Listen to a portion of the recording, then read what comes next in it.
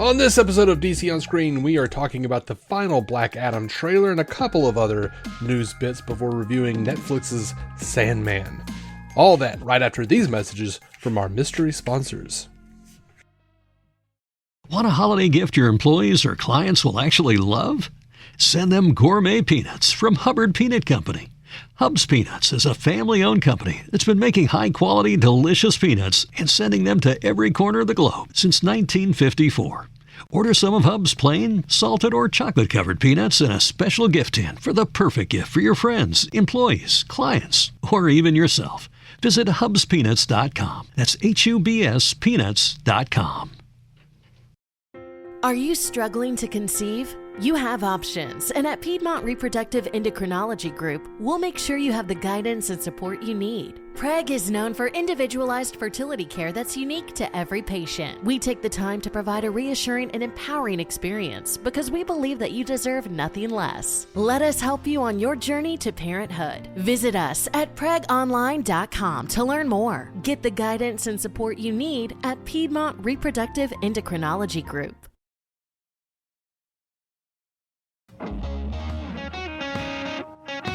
Welcome into DC On Screen. This is the podcast that discusses the DC Comics multiverse on film and television.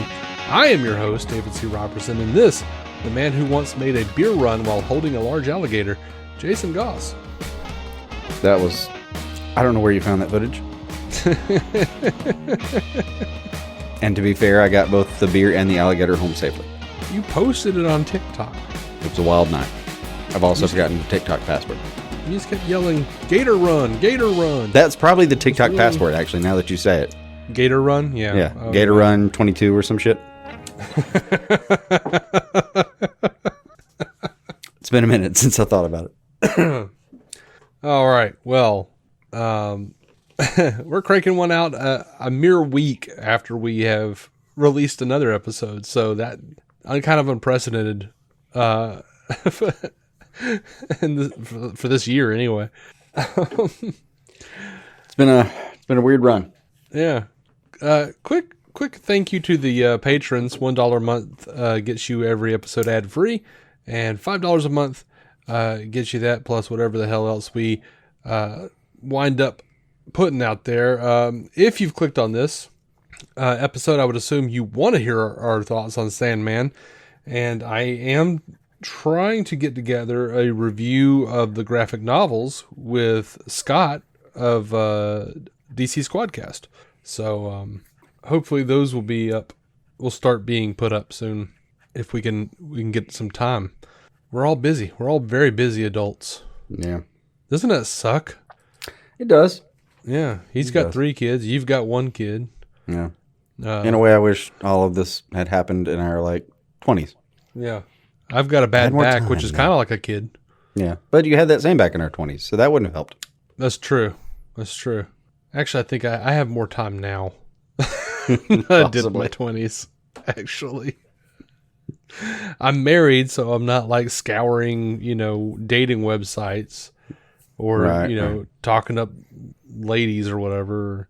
Actually, I never did that in the first place. It was really more of just a lot of hours spent quietly longing in the corner. Right. Just sad, quiet yearning. No, even if your 20s had been in 2022, I don't think you would have been a Tinder user. No, I don't think so. I don't know what that would be. That doesn't feel like me. Yeah, I don't know what I'd do either. I'm not good at dating. Yeah, I think I would have to work up. I would if I had not gotten married. I think I probably wouldn't have tried Tinder until I was in my 40s. Because then it would just be screw it. I don't give a shit anymore. Yeah. Here's my entire Tinder profile in my 40s. Is anyone else as desperate as me? Could we just hang out, chill, watch some stuff, and lay around together? I'm not looking for much. Just basic companionship. I mean, my MySpace also most love Beatles. My MySpace profile back in the early aughts used to say something to the effect of, I'm not looking for sex, just a literate companion. Basically, if you can read this, you're qualified. And oh no, I never found any kind of date off of MySpace. What are you talking about? No, I'm sure. Anyway, Tom was there for you though. he was always my friend. Mm-hmm. Let's get to this final Black Adam trailer. I have been on the record as saying I am not excited about this movie. I don't care. I want to care, but I don't. This final trailer, man, I'm sold. I was on record telling you just wait for the next trailer. Yes, absolutely. This is why you're here. I get caught up in my feelings, man, and then like I need you, logically sitting there going. There's always a tone shift on the second trailer. Yeah. Comedy to drama or drama to comedy. It doesn't matter. There's always a tone shift. I know. I did the same thing with the Batman where I'm like, the lame, this is a lot of cats thing. Yeah, yes. yeah. But, here we are. I'm excited again. Black Adam trailer. We started off with a Man of Steel tribute in the water, and you can't tell me that's not a Man of Steel tribute. It's like a silhouette of him like floating in some damn water. Yeah, come on, that was Man of Steel all over. Like I had to stop and be like, wait, what trailer am I watching again?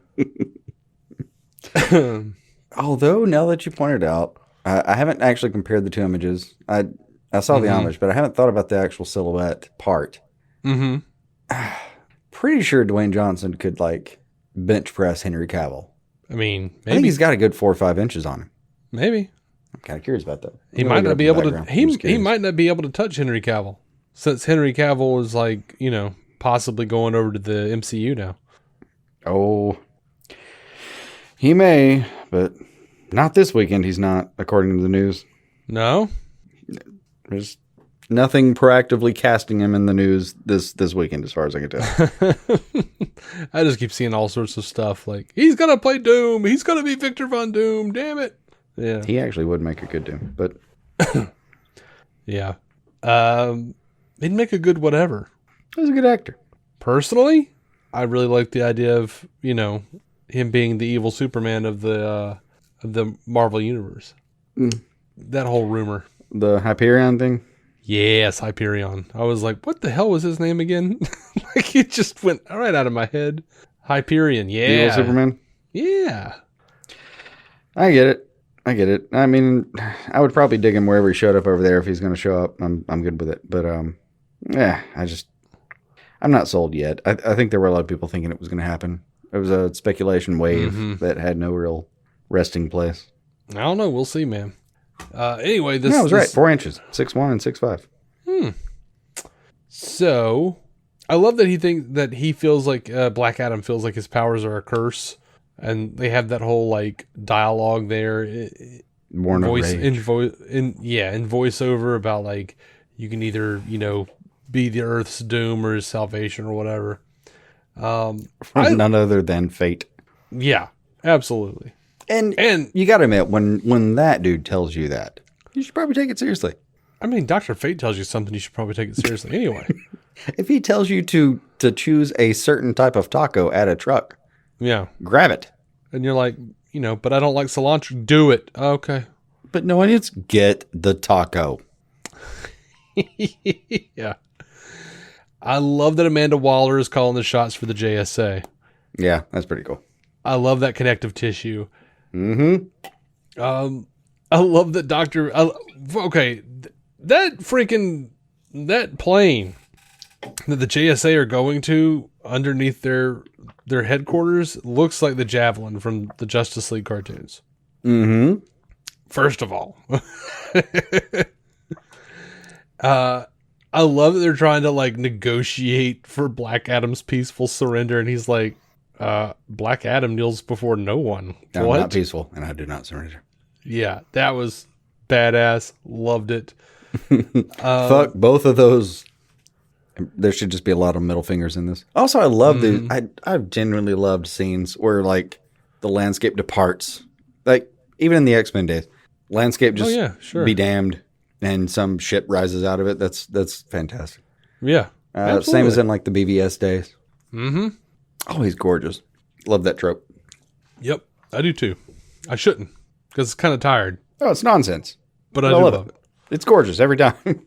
Yeah. Every time I see it, I think of the old Mitchell and Webb sketch where like he's playing the Bond villain and he's trying to get his new headquarters in line, and he's got the contractor there, and he's Right. I want this wall to spin on its axis. Yeah. And he's like, oh, that's not going to work, mate. That's a load-bearing wall. Mm-hmm. Also, you can't have a fireplace in that. Like that, you spin the wall, just the room will fill up with smoke. It's a beautiful sketch. Yes, it is. God, that's a good one. If anyone would at any point want to ask us what our top 10 Mitchell and Webb sketches are, I have suggestions. I don't know what any of them are called, but Also, watch any 10 of them, any of you, for God's sake, if you haven't seen them. I mean, you'd have to do the inebriati. That'd be included. Yeah, I mean, there are several. Like Vectron's knees. The best man speech. Mm-hmm. Best man speech. Goddamn, the best man speech is amazing. The atheist watermelon. I'm not disagreeing. I love Prosecco. Anyway, so we knew kill that. almost, yeah.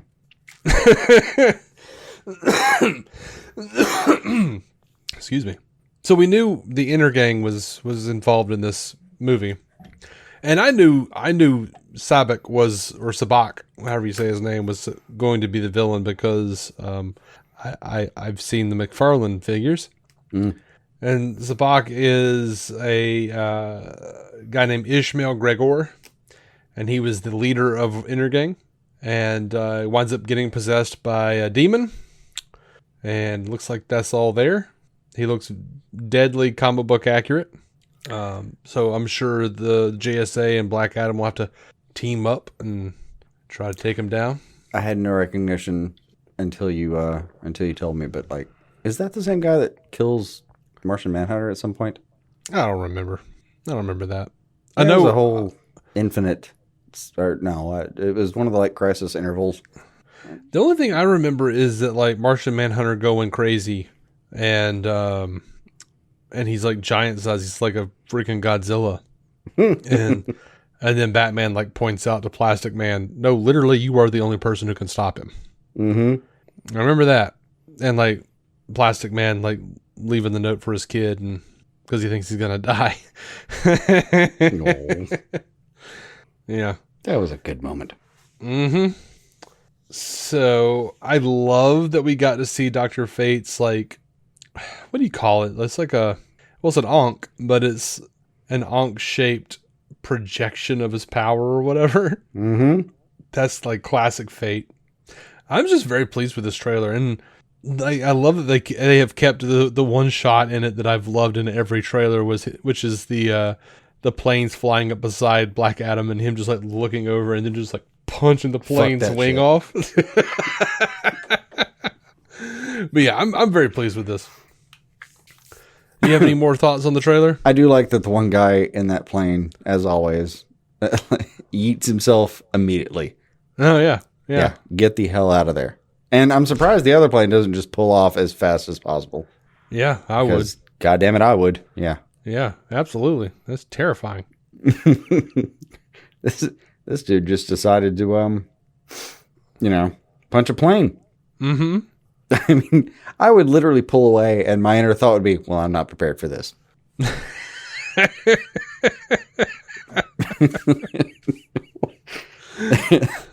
There was no training. I'm not going to even try to improvise. Yeah. I'm out. Yeah. He's just got, it's just, That man just punched that plane. Holy Grail, man. Run Yeah. away! Run away! Run away! 1000%. I'm out. I'm done. Yeah. But yeah, the shots were fantastic. I'm deeply excited about it, and holy shit, he looks like a badass. Even the scene in the whatever this cave is that the teaser from a couple of years ago. Yeah. Where magic is weak. Yeah, even that got expanded into something that was even more fascinating. Mm-hmm. I actually don't know what he does to that dude. Hilariously enough, that he puts in the rocks. Yeah. I don't know, but that dude did not appreciate it. I will go out on a limb and say that he straight and noped him. Yeah, he's done. Yeah, that dude's not seeing his grandchildren. Yeah, that guy's not picking up milk at the store tonight. It's over. So we have the Amanda Waller thing. Like, oh God. Yeah. I do love the Amanda Waller Hawkman connection of like, if you find me the right cage, we'll put him in, and then he gets his ass handed to him in like seconds. Yeah. Also, deeply love his mask like pulling down like it did. Mm-hmm. Yeah, I know. I just there's a lot of this I'm gonna love. Yeah, I'm excited. Dude, Hawkman's mace spins. Mm-hmm. Like, I mean, not when you grab him midair because right. You're a fucking god. But short of that, yeah, that's badass. I mean, I saw it spin and I went, nah. I'm excited to see like Atom Smasher just grab Black Adam and put him between his hands. Uh-huh. And just sort of like, have his hands expelled. It doesn't matter at that point. Yeah. Yeah, it's bizarre to me, but sometimes a really great trailer can do that to you where you're just like, I don't give a shit about this movie. Okay, I'm down. I'm down and I'm excited. Looking forward to it. Yeah. Happens that simply. It can happen quick, man. So if you're ever listening to my show, or our show, I should say, or any of my shows. My good bitch. Yes. My good bitch. Our show. Yes, I mean, it's our show, but I meant my shows that I am a part of. Help. You do like 14 shows. It's fine. I do. If you're listening to one of my shows and you go, this guy's too negative, just wait. Mm-hmm. There's no telling what will actually happen. I go through cycles. Yeah. You might go positive. You also might go deeply negative. Yeah. You just I don't never know either. You just never know. Mm-hmm. Some might ascertain that it's a medication situation. It's not. I get put off. And then I fall in love. Or I fall in love and then I get put off later. You just never know with me. I've been there. Yeah. I sour from time to time. Sure. Who doesn't? Yeah. Yeah. Anyway. So we reported last week that Dan Lin was in talks to be the new Kevin Feige of the DC universe. He has removed himself from that. Them negotiations broke down, y'all. Mm-hmm. And only other piece of news we actually have before getting into the Sandman, we talked about how Jordan Elsass left Superman and Lois. He'll no longer be playing Jonathan Kent. He's stepping away from acting. And they have replaced him. Michael Bishop, who played, let's see, he starred as DJ Maz in the Disney original movie Spin. Okay. I mean, I didn't know the other guy before either, so Here's who the cares? thing. He looks nothing like Jordan Elsass. Lovely. Perfect. But he does look like the comic book version of John Kent. Super. So that's weird. He actually looks like the character Jordan on Superman and Lois, which I still can't stop calling Lois and Clark, by the way. That's going to be interesting. Mm-hmm. I wonder what they'll do. How they'll do it. I'm or if also they'll just always like, confused, but like when somebody steps away, like it's either for really good or really bad reasons. Typically bad. Yeah. I think it was just too much. I think he was just done. I think he was burnt out and tired, the way it seems. No, the way he talks about it. Well, I feel like it's always three reasons. One, you're stepping away before the other shoe drops and people, news outlets explain what you did. Mm-hmm. Two, you're just sort of, I don't know, overwhelmed by the work and about to have a nervous breakdown. And then three, you just sort of find that your life is not going to be this and you just want to find another place for yourself. Well, the news outlets were already like down his throat so hard they were coming out of his dick because they were like, they're recasting him after he doesn't show up to set. Like he just no call, no show, Yeah.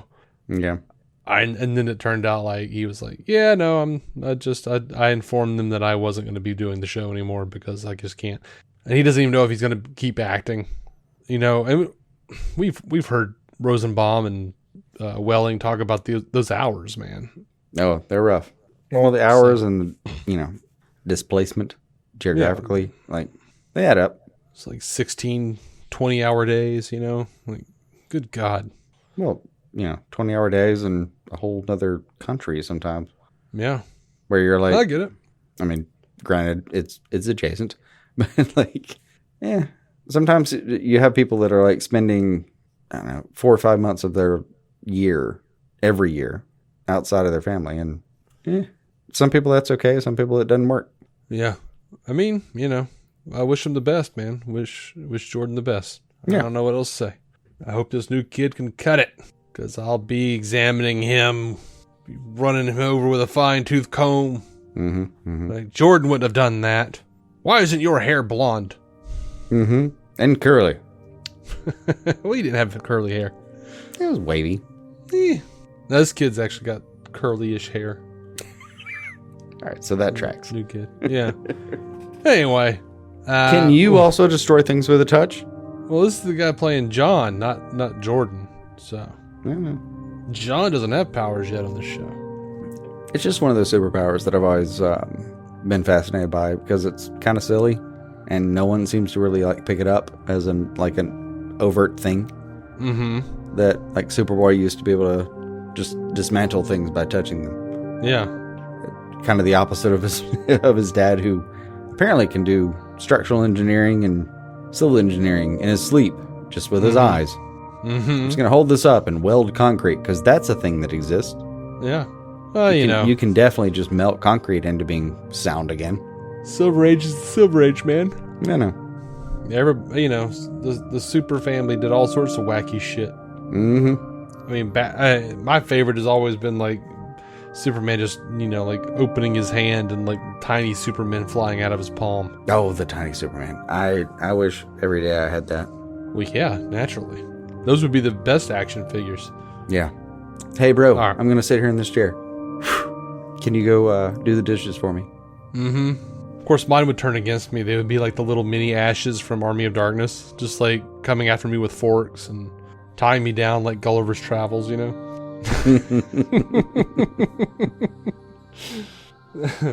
I think with that, we're going to go to break. And when we come back, we'll talk about Netflix's Sandman, that I can't say. Yep. Netflix's Man. Gotcha.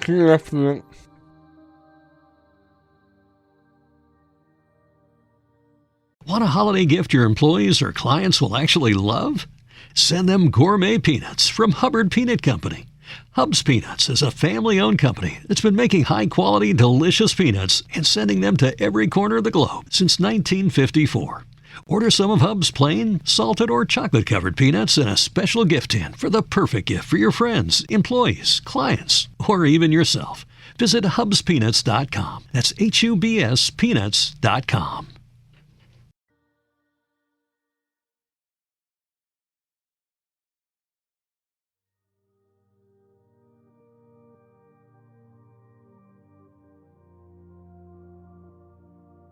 All right, and we're back from break, ready to talk about The Sandman on Netflix. I assume you've seen it, right? You've watched the show? Yeah, and some episodes a few times. Okay. You did see that 11th episode, right? Yeah. Okay. I just want to make sure. I guess I should have made sure of that before the show, but you didn't stop me when I said, "Hey, let's do that Sandman review." Right. I mean, it was there. And I rewatched a few episodes. That included. Yeah. So, I'm going to be honest with you guys. For me, this is pretty much going to be a gush fest. Good start. I don't have a single solitary damn problem with anything they did, save for perhaps I would say I kind of wish that, one, his hair had been a little more Edward Scissorhands, and two, I wish he'd had the stars in his eyes a little more. That's all I got. Like, and I get why they didn't do either of those things. And even then, you're reaching. Like, Yeah, that's like if I'm absolutely trying to find a problem. Yeah. Because honestly, I think this this Sandman show, it feels like Neil Gaiman went back to a thing he did 30 years ago, which is exactly what happened, and said, "Oh man, I was so young and so worried I wasn't going to be able to fill up a comic book. Let me cut out all this superfluous bullshit that made no difference, and make the story super tight." Which cracks me up because it's also the kind of story that cannot be super tight. It's so Yeah. It has so many tentacles. It has many tentacles, but like, I know you haven't read the graphic novels, and I have. Like, I several years ago, back in college, basically my obsession there for a little while was getting super stoned and reading Sandman, and I can get behind that. yeah, and it was like one of these giant editions. Like, I was dating this girl. One of her friends lent her a Sandman volume. It was like this huge omnibus thing that in like 2000. This is like 2007, by the way. So it had like issues like 1 through 30 something, you know, and I read that shit like there was no tomorrow. Now, I didn't remember much. That's why I went back and started reading before Sandman came out, before the show came out. But there is a lot of like a lot of little sidebars where, like, as I was reading the comics again in preparation, I felt like, well, that was a weird aside. Like, I don't understand that. Like, not that I didn't understand it. It was just like that had no place in this story. Like, for instance, in the Constantine bit, where in Constantine's ex's house, there's this whole like little sidebar where this guy, like, who has like a really nice job and does this thing, like breaks into people's houses for thrills, breaks into the house and winds up touching the walls and goes into like a dream state, and the dreams begin eating him alive. And all that ever happens is, like, when Constantine and Morpheus show up, they're like, "Hey, look out for that human." And Constantine's like, "Ah, what's that about?" And Dream's like, the dreams are eating him alive. That's it. Never see that guy again. No, but it's, given the series, it's a pretty popular MO for serial killers. You know, you start with a little bit of invasion and maybe some light robbery, and then next thing you know, it got out of hand. But that's fine. That's fine. But it served no purpose other than, giving a little bit of danger to, like, don't touch the walls because this girl's dead father, she's like the sand or whatever has like splattered his entire body all over the walls, and he's still alive somehow. But touching him will turn you. I don't know. There was some weird stuff in there that just didn't matter. There's a lot of that. Like, oh my God, one of the best things they did in this show is they cut out the DC universe, and I had no idea I was going to feel that way. But especially like reading the books, it's just so weird. It's like, he goes to hell, and instead of it being like the giant demon that leads him there, it's like Intrigan. And, it's just like, okay, well, that's weird. And then, like, sometimes he goes and he talks to Martian Manhunter for a minute. And that, all of the, like, the DC stuff feels really weirdly shoved in.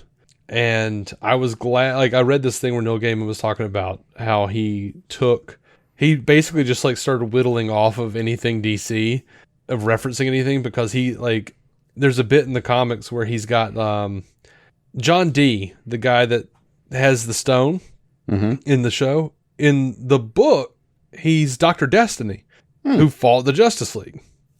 And he always had that little stone, and he was like the Lord of Dreams or whatever he thought he was. And then it turns out he's in Arkham Asylum, and he keeps talking to Scarecrow, who's like just being ridiculous and like trying to scare the guards by hanging himself. Of course. And like Gaiman wanted the Joker there. And then they were like, oh yeah, sure. And then like at the last minute, they were like, oh, hey, it can't be Joker. And he's, why? Oh, he died in a river. And Gaiman's like, yes, and it's Joker, so he'll be back like in a month. They're like, yeah, but right now he's dead. No, it has to be like 3 weeks. Who the hell cared? Yeah, right. And he's like, well, okay, in this timeline, he's still alive. No, it can't be the Joker. Okay. So like he slowly just started moving, or quickly really started moving away from DC stuff. But I love how it just cuts all that horse shit out and just really makes the show sing on its own. I saw a lot of people being like, how is it going to work without DC stuff? Perfectly. Yeah, it'll be fine. I mean, the show itself is about God and the devil way more than it is DC. Yeah. And frankly, given the show as it laid itself out, DC is absolutely irrelevant. Honestly, it was irrelevant in the books. Probably. As I've been rereading them, I'm just like, my God, there's really no reason for any of the DC stuff being here. Yeah. It really isn't. Like, I mean, I love the crossovers as much as they can be done. Yeah, I mean, Constantine showing up in any form or fashion, always pleasant. Yeah, but Joanna Constantine is fine. Is wonderful. Yeah, of course. But like, it wouldn't be the end of the world if DC showed up, or if the right characters did show up in that context. It's its own environment. It doesn't matter. Yeah, and there was. I don't want to harp on the books too much, but there was some weird stuff involved. Whereas like Dream is like, I don't know this League of Justice. And I'm like, you're the god of dreams. You probably should somehow know that, I mean, it's irrelevant for Dream. But actually, one of my favorite things in the book is that while Morpheus is captured and in that bubble, and everyone's having all these sleeping problems, that's how Sandman, the Golden Age Sandman, he dreams of Morpheus in some way or another and becomes inspired.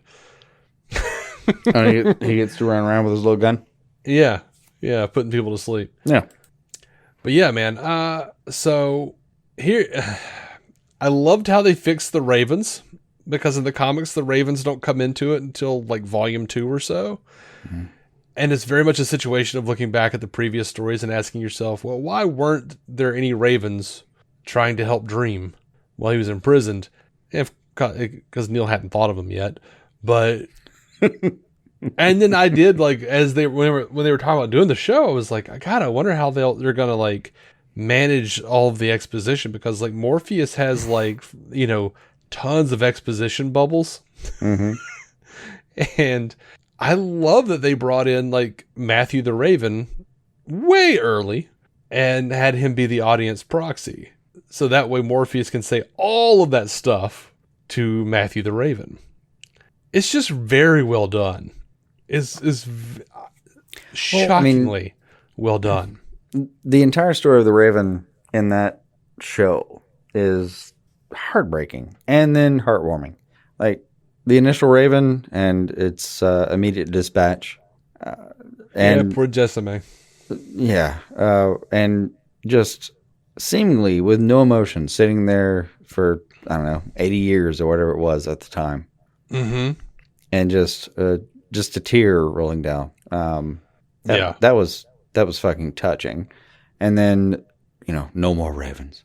And to find that this one actually does stick, because it's a lot of fun. I enjoy the shit out of that. And, the voice actor is not lost on me. It's, that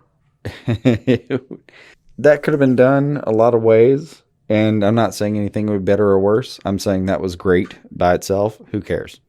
Yeah, Patton Oswalt was great. Goddamn right. That was wonderful. I was perfect with that. That was great. The thing I bought the most is that after he said no more Ravens, this one bought him over. Uh-huh. Like, this one won his favor. Yeah. But, he's a hardline bastard, though, for a good chunk of this show. It's really only in like the last episode or two where like Lucian winds up, with the help of other people being like, yes, be a better person, you jackass. Like, it convinces him. Though we see these wonderful little bits of, I'll call it humanity within Morpheus. And it's one of my favorite Something changes. resembling sympathy. Yes, it's one of my favorite changes from the comic. And it's almost like it's not even almost.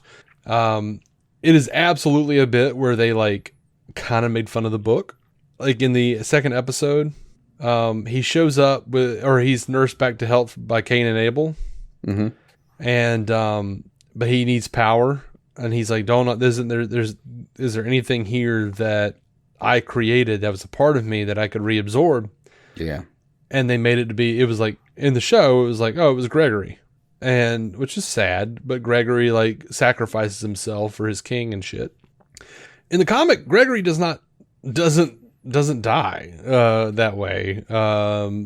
If he dies at all, I don't remember him dying, but, they're like, oh, there's nothing except for the letters of commission. And he absorbs that and that he moves on. And then Cain kills Abel. Abel wakes up and Cain is like, oh, I got you a present. And it's a gargoyle egg. And then he winds up getting mad and killing him again. In the second episode of the show, Morpheus reabsorbs Gregory. Mm-hmm. Cain kills Abel. Mm-hmm. Sandman leaves a gargoyle egg, and Abel, when he wakes up, he's like, brother, did you leave me? You left me this egg. And he's like, why would I give you a gargoyle egg? Like, it just like, like, why would I give you a gift, you jackass? Yeah.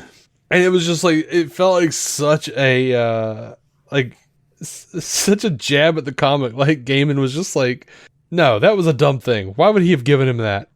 No, that made no sense to the story. There was no reason for it in that way. No, we'll do it a different way. Yeah, this guy's terrible. Don't give him that. Yeah. So, and it in such a tumultuous time where we're like really fighting to see the humanity and Dream in every episode, and we don't get it a whole lot. Like we get his humanity, his rage, his sadness when Jessame dies in that first episode. And then at the first chance he gets, he wreaks havoc on everybody who wronged him. Yeah. And then the second episode, he genuinely feels bad about Gregory's sacrifice and gifts another gargoyle to Abel. Yeah. I mean, it's a god that's growing in certain ways, and that's fun to watch.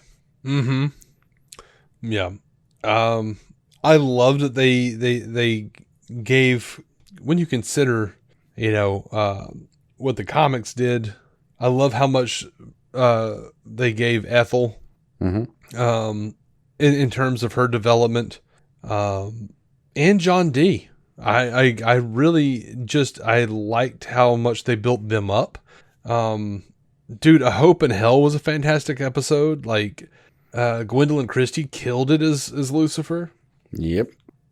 Feel free to jump in with anything you want to say. I feel like I'm talking a lot. No, I'm just following you. I mean, I'm following you through the episodes. The I Am battle was it was glorious. I mean, it was glorious in in written form, but dear God, that visual representation was fantastic. It really was. And I love the shift from the book. I loved that in the, because in the book it was like Lucifer's just just standing over in the, Lucifer was so depowered in a way in the book where it was like, oh, things have changed. I'm not the only Lord of Hell anymore. There are 3 Lords of Hell. Yeah. And also there's this other demon and there's this other space demon. Dude, some fly dude, and some other just dude. Like Beelzebub and, whatever. And then they're going to do the whole thing where it's like, oh yeah, this demon is the one that challenges Dream, and they have it out, and Lucifer's just kind of chilling out watching. I thought this was way, way better. Like, you don't, like, I love the demon's like, oh, yeah, then I'm going to call Lucifer as my champion. Yeah. Like, why wouldn't you? That's awesome. And it really gives, makes so much more sense for that exchange between them, where it's like, oh, have you come to admit the sovereignty of hell? It's like, you know my stance on that. And my God, hard no. What it's else? like the freaking like that. It's amazing because there are these lines from the comic that they just like. There's so much, all the best stuff they just put right in the show, and there's that exchange between Lucifer and Dream, where Dream says, what power does hell hold if those imprisoned here cannot dream of heaven? That's beautiful. And as he like walks away, Lucifer's like, I'm going to kill that bastard. I have to deal with that. Yeah. It really is like that entire, series of characters really is just like a philosophy course with whoever has the best point right now. Yeah. And some of the most horrifically that battle gorgeous being, a really good instantiation of it. Yeah. And this is my favorite iteration of hell that I've ever seen depicted on screen, by the way. Just hordes. Yeah, it's just like bodies like merged into each other, making up the architecture. One thing I do wish they had brought over from the comic was the suicide forests, the forests that are made up of people who committed suicide. Yeah, that's I got chills just now, like, ugh, gross. But yeah, I wish they'd kept that, but because that's specifically disturbing to me. But yeah, I'm beside myself with how much I have loved this series 24/7, somehow even more disturbing than the comic. And I thought they would pull back. No, they leaned in. John at the diner, that was, oh dear God, the diner. It was worse than the comic. Yeah. You're not wrong. Yeah, the diner was more graphic, having seen it, than it could have been reading it. Yeah. And by that, for as much as like that was more disturbing and graphic, I felt like the sound of her wings was somehow more beautiful than that version of, like I was just so taken aback by like how they just knocked it out of the park, dude. Yeah. I just could not believe it. Every episode, I'm literally just sitting there almost getting aggravated going like, they're going to drop the ball. They've got to. And they failed to. There's got to be something that I'm just gotta go like, no. They ruined it, but no, they did everything perfectly, I think. Yeah. Like, and by the way, I know she's been getting a lot of shit online. Kirby Howell Baptiste, who played Death, and really, they're giving her shit because she's black, and Death was not black in the comic. Of course, I've come confused because I was always pretty sure that Death was Asian in the comic. And either way, get fucked. Yeah, I mean, as immediately as possible. Just go ahead and get fucked. Yeah, I was just like, I don't understand. Yeah, I don't. Did you see all that bullshit where they were like attacking Neil Gaiman for ruining Lord of the Rings? Yeah, because he ain't had a damn thing to do with it. Yeah. Power of the Rings or whatever. He ruined that by suggesting that people who aren't white might be in a thing in a fantasy universe, and then Neil pretty much pointed out, I have nothing to do with this, right? Yeah. Which, even with people screaming about quote unquote woke Sandman, it's almost worth it just to see Neil's responses. Oh yeah. Oh, he's How he's tearing these people apart is just, oh my God, is fantastic. Yeah, it's glorious. Yeah, just go if you're so inclined, go follow at Neil himself on Twitter and just watch him systematically take apart these assholes. It's a lot of fun. Speaking of the sound of her wings, though, I love this bit. He actually gets pissy with this dude about being his friend, you know, and then winds up coming back after he's out of his imprisonment. That was nice. Like it. Yeah, I like it. All right. So, how did you feel about the doll's house, the collectors, all of that, the serial killers? That was a lot of fun. The serial killer convention. It was. The payoff is pretty hard. Yeah. It didn't work out well for them. No, I mean it shouldn't. Yeah, that's the point. I enjoyed in some capacity that they had somehow made this an event that if they just changed the lettering of cereal, they were good. Yeah. It was a weird convention, but yeah, the payoff held in the parking lot from one guy. Mm-hmm. And I'll be damned though that episode 7, you really start to get a notion of how really charming and charismatic the Corinthian is. Yeah.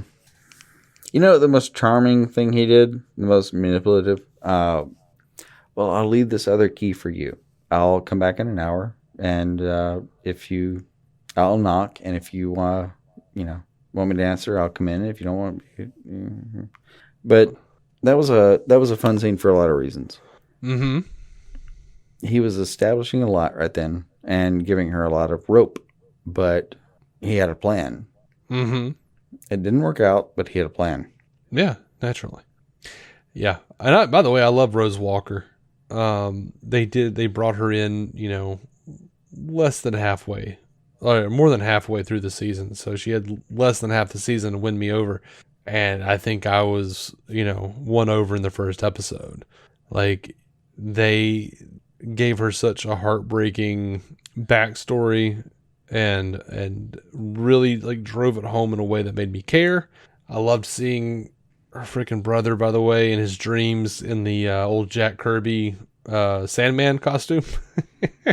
Of course.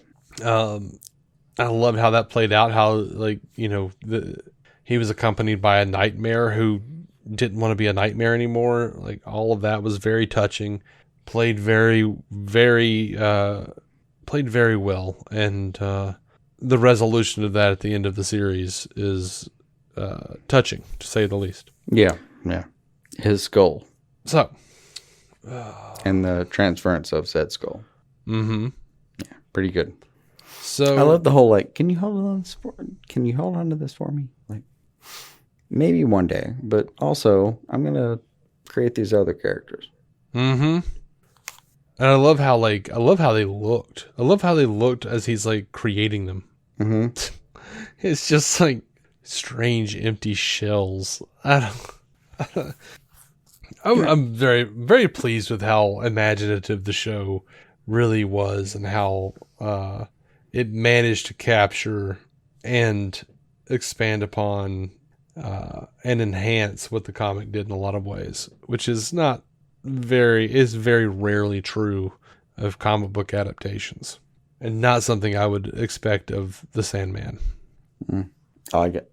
There's so much there to work with, though. So, it's a very green set of grass. Mm-hmm. Speaking of green grass, I was very, very pleased to for them to bring in Lyda Hall. I loved seeing her trying to stay in that dream with her dead husband. Mm-hmm. I won't go into comic book lore here because it's all very spoilery at that point about what all this means. But it seems like they're following suit with the comics pretty well. Nice. So we wind up with in episode 10 with Sandman, letting nightmares become dreams if they wish, and being an overall pretty good dude. What do you think about the 11th episode? The surprise 11th episode that dropped. Yeah, I think the acting out of what's his name, Rory. Yes, I know who you're talking about. His name was Rory on Doctor Who. Yep. Anyway, his Arthur Darvill. God bless is his name. I'm ashamed I didn't recognize him. But yeah, like the acting off that, fucking phenomenal. Mm-hmm. Him just trapping a muse is a fun story by itself. It is, yeah. Or buying a muse, basically. Yeah. I mean, he could have let her go at any point. Yeah. But it was greed, effectively, that, kept him going. Poor bastard, though, in some ways. Like, jackass, terrible, terrible person, deserved everything he got. But also, like, man, you screwed up and grabbed the wrong muse. Yeah. Man. And there was like so many times in that in the Calliope story where you're just going like, dude, just let her go and she'll help you. Like, you don't have to do. Okay, you're just gonna go straight down that. Okay. Yeah. And it was hard not to take that lesson and go over to the cats. Like, well, the cats came first. They aired it first. I know, but if you have enough cats, the whole point of that was, if enough people believe your story, then fuck it. Yeah, that's what it is. And I love the idea that like cats were like the dominant species until 1,000 humans dreamed that none of it ever happened, and so it didn't, because that's the power of dreams. Mm-hmm. And just wait for it. Wonderful. Could go back the other way any day. Yeah, absolutely. And by the way, I love seeing dreams show up to different creatures and different races and species, like so all encompassing is Morpheus. Mm-hmm. That he can be a giant panther. He can, he looks African to one woman, he just he changes based on who he's talking to, who he's appearing to. I really love that idea. Yeah. And I don't know, it makes you viscerally angry to think about the cat thrown in the river. Yeah, that was not a good time for us. It was a bad time for a lot of people. Yeah, I mean, we watched this on the day that our cat was at the vet, maybe not gonna live. Oh, and so we came home. And we're like, let's get our mind off of this. Let's watch this Sandman episode that dropped. That's not gonna help. Not that day. It was a tough moment there for a minute. But yeah, I don't know what else to say. Everybody did a fantastic job. Tom Sturridge, my God, that I still nominate him for the best casting that I've ever actually seen, barring nothing. Maybe I don't know. I don't want to go too crazy. Because everybody on the show is fantastic.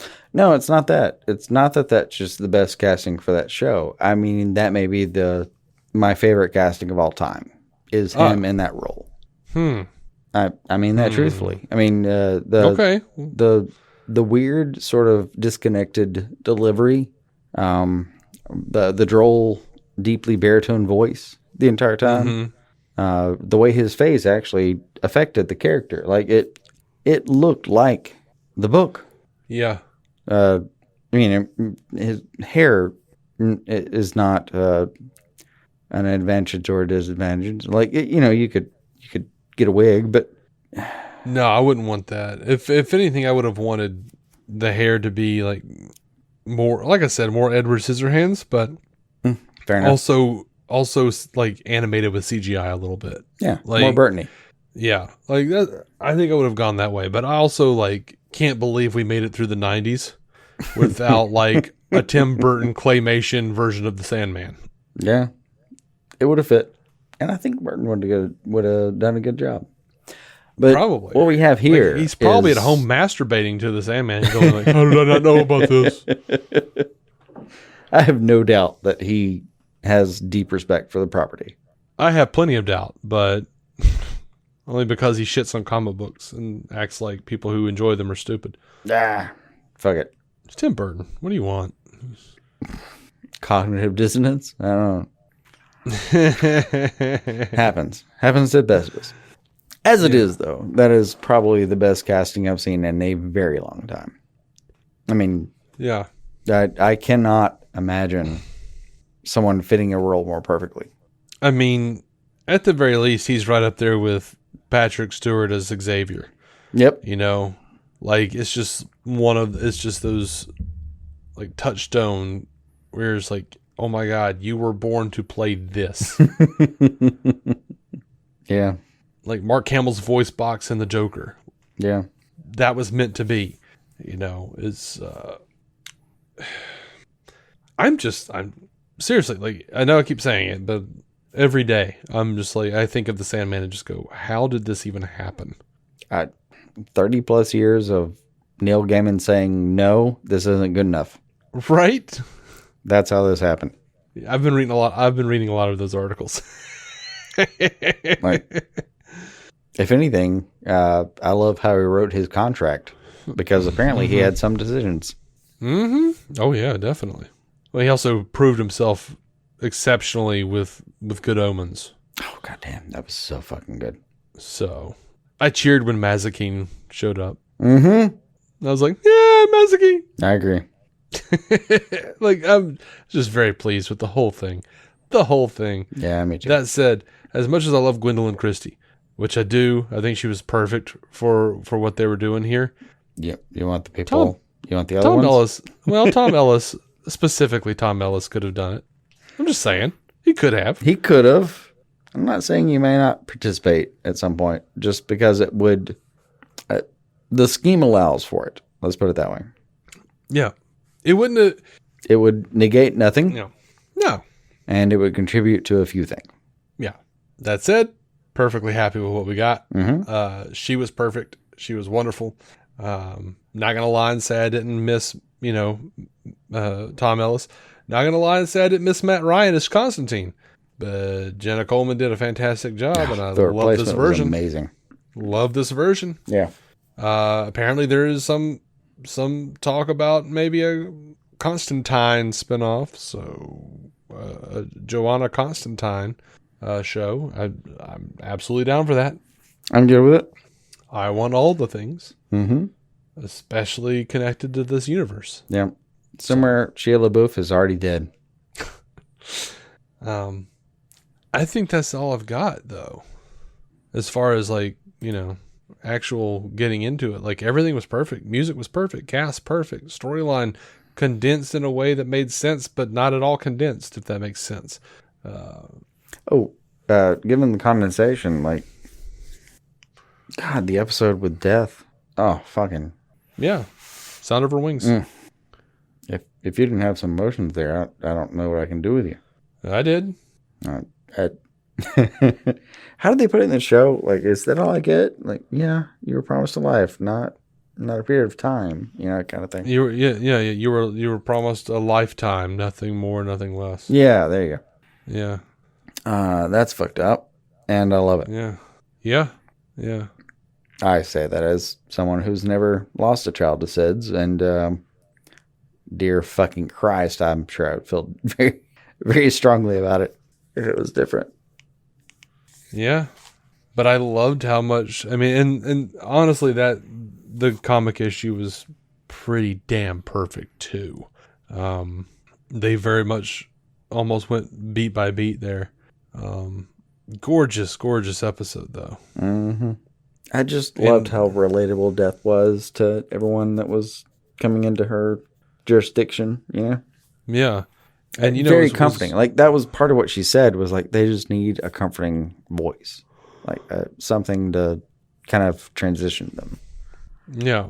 It is weird because I've heard a lot of people talk about that issue specifically and how it helped them come to terms with death Well, sure. in real life. And then, and now I've started seeing people online talk about this episode in the same way. And it did a very similar thing for me, where it was just, it's not a perspective that I'm unfamiliar with, but it has weirdly helped in some ways, like my thoughts on it. Mhm. And for them to be able to pull that off and make people feel more at peace with the notion of dying. A mere, what was it? like 2 episodes after showing us hell. And that specific hell. That particular one, yeah. They still managed to make us feel some sort of inner peace about death after showing us that hell. That's impressive. Yeah, fair enough. That is impressive. Also, at the end of Collectors, I was very happy to imagine most of those people in that hell. I get behind it.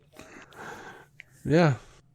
So anyway, very interested to see where they go with the Dream Vortex situation, Rose Walker and whatnot, and Lyda's baby, which Dream has, of course, said that he will take back at some point. I do love the moment in the end where everyone basically solves the problem of the vortex without Dream. Mm-hmm. He starts to say, "I don't know, like, why you exist." He only knows that he has to actually destroy her or him to keep things going. He doesn't actually understand the origin. Yeah. I like that. I like that mystery. I like that everyone else around him just kind of resolves things.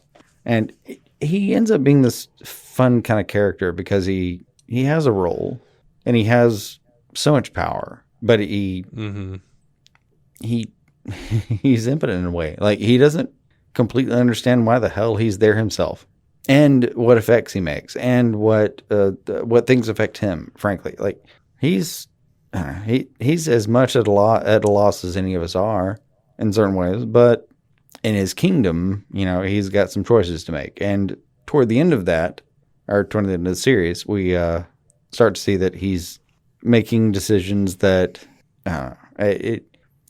him relying on other people is very touching in that way. Yes, I agree. Yeah, he's a god. He learned lessons. How is that not a good show? Mm-hmm. You know what? Mm-hmm. I wish I could see an alternate reality where we can keep, we can keep this version of the show in our heads and have it to watch, but also see a version where they cast Arthur Darvill as Dream. Oh, he did done fine. Yeah. I would love to see his take on it. Yeah, there are a few people I would like to have seen the take on that, but I don't know, man. I don't think, and no hate to anybody. No, I mean, I just I was scrolling through the cast listing and I saw Arthur Darvill's face and I imagined him pale with starry eyes and I was like, ooh, that dude's solid. I mean, yeah, honestly, you could have taken most of the characters from Doctor Who and thrown them in that character, and they'd have been fine. Yeah, Dream is a little like the Joker, where I kind of just want to see everybody's take on it. Yeah, that's fair too. Like I would have loved to have seen Tennant do it. I would have loved to have seen Matt Smith do Dream. Ah, dude, Matt Smith. I knew we were gonna get there. I was just waiting. Yeah. Yep. Age be damned. How much do you want to see Peter Capaldi as the Corinthian, though? No, goddamn. No, age is irrelevant for that. Or as Dr. Destiny, for that matter. Mm-hmm. You know what? He would have made a good death, too. Yeah. That would have been fun. Yeah, like, it doesn't really matter as far as that goes. And frankly, there's a reason we constantly refer to the Doctor universe because, oh, dear God, they cast some fantastic people. Absolutely, they do. Those actors are first rate altogether. Yes, they are. But then Pretty much always. I see scenes where, like, let's go back to, Thor, and would not Christian Bale have made a good Corinthian? because I think he would have. Yeah. I mean, he was basically Corinthian in American Psycho, just without the bitey teeth. Mm-hmm. Mm-hmm. By the way, did you see that thing that Neil Gaiman retweeted where this woman said, my husband just told me a joke. What is Corinthian's favorite interstate? I-80. And she said, she's like, I must divorce him now. Do you want him? I did see that somewhere. Yeah, the whole time I'm watching Sandman, I'm looking at Boyd Holbrook as Corinthian and going like, where do I know that guy? He's so familiar. He was like, he was in Logan. He was like, he looked exactly the same. He even had like sunglasses. He was just always chasing after Logan. Well, shit, now I gotta watch that again. Yeah. I have no recognition of that guy. He was there. He was fantastic. And I have no notes. He even had the same voice. Like he did the same little drawl where he gets in the back seat with, of Logan's limo, has a little conversation with him about being Wolverine. Mm. He was Corinthian in that movie, man. Lovely. It took me forever to like figure out that David Thewlis was Ares. Like I was just like watching Dr. Destiny going like, I know him. Mm-hmm. I know him. Oh, Ares. Did you notice who Merv Pumpkinhead was? No, Hamill. Oh, yeah. Yeah. I need more of that character. He was in it so very briefly, but I enjoyed him so much. He could have his own like Monsters Inc. universe in that universe, and it would be fantastic, I'm sure. Yeah. Well, I mean, they did that whole comic series called The Dreaming. Yeah, but like do that, and then just introduce a couple of the characters that Dream was like building on the beach. We got a whole series here. It's fine. We're good. Yeah. I mean, it doesn't matter that, Gaiman came back and kind of nullified the comic book, The Dreaming. You can just kind of do that anyway. And doesn't matter. Yeah, just tell a little. I mean, if this is big of a hit. If we're going to go meta, like he literally wrote a thing where the nightmares go off and do their own thing. Mm-hmm. He can't, pretend to control all of his ideas either. I'm pretty sure there's something in the comics Sandman universe stuff that's been more recent where I think they said the stuff that was in the Dreaming comics was fiction within the Dreaming or something. Like someone in the Dreaming universe someone in the Dreaming was writing fiction that was some of the comics. Yeah. I can't remember exactly how that goes. That's what I want to do. Forgive me. Naturally. Yeah. So yeah, I do wonder if they'll go for it on the Tori Amos Delirium thing, because in the Gaiman is friends with Tori Amos, and she was the inspiration for Delirium. So I'm kind of wondering if when they actually cast Delirium, if they'll actually try to stick to that closer. I'm good with that, or the Audible version is Kristen Shaw, and I can deal with either pretty happily. Yeah, that would work. I don't know what Tori Amos is even like now. Like, I don't think I've actually seen a picture of her in 15 years. I don't know either. Like, she might be. I still listen to her music pretty regularly, but yeah, I don't know. I guess there's nothing that says that the Dreaming can't look older. Or not Dreaming, the Endless can't look older. But her style doesn't seem to be the same style as that version of Tori Amos had. You know what I mean? Like, Delirium did not look like that version. Yeah, she looks a lot more refined now. That's fair. Back in the 90s, she was a little wild looking. Yeah. But I'm sure they're going to knock it out of the park, man. There's even a fun Bob's Burgers episode where that's the catch. What? It's hard to describe because I'd have to try to Clearly. sing it. But there's a Bob's Burgers episode where like it's clearly Tori Amos Okay. performing at I think some kind of festival where I believe, if I recall, they were a food truck amongst many other food trucks, and it was contentious. Let's put it that way. Okay. All right. Well, if you're good, I think I'm good. Yeah, I can get out of here on that one. Thank you guys so much for listening to DC on Screen. I implore you heavily to go check out Sandman Season 1 on Netflix. Get them some hours watched. Hopefully it just went back up to number 1. So hopefully we get a Season 2 without them having to switch streaming services, which it's been successful enough that I think if Netflix does cancel it, it'll go someplace else. But anyway, DCOnScreen.com for every episode. And gosh, until next time, keep that DC on your screen. Bye. Our intro music is by Jason Goss and Michael Shackelford. Michael's band, Galactic Engineers of Magnetic Sounds, or GEMS, can be found on SoundCloud and Bandcamp. Visit DCOnScreen.com to find our Patreon, merch, contact information, and every episode of the show for free, including crossovers we've done with other podcasts. DC On Screen is a maladjusted production.